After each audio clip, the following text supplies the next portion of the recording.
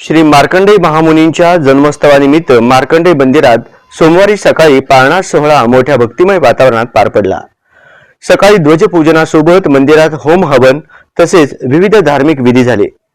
भगवान मार्कंडेय यांच्या दर्शनासाठी भक्तांनी पहाटेपासून मंदिरात गर्दी केली।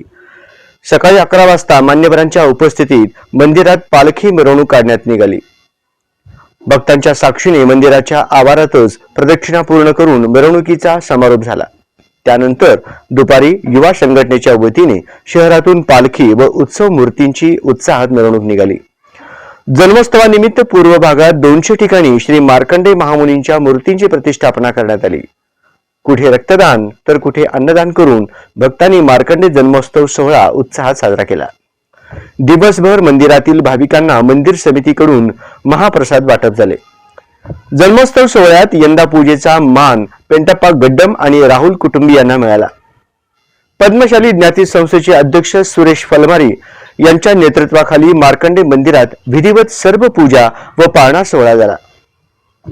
यावेळी पद्मशाली ज्ञाती संस्थेचे माजी अध्यक्ष तथा माजी महापौर महेश कोठे, सचिव संतोष सोमा, माजी महापौर जनार्दन कारंपुरी, रामकृष्ण कोंड्याल, नरसप्पा इप्पाकायल, मुरलीधर आरकाल, विश्वस्त नितीन मार्गम, पद्मशाली युवक संघटना उपाध्यक्ष नागेश बंडी, श्री मार्कंडेय जनजागृती संघाचे जनार्दन पिस्के, विजय इप्पाकायल, श्रीनिवास रच्चा, वासू दोरनाल, बालराज बिंगी, किसन दावत, सकल हिंदू समाज समन्वयक अंबादास गोरंटला यांच्यासह पद्मशाली मान्यवर मोठ्या संख्येने उपस्थित होते।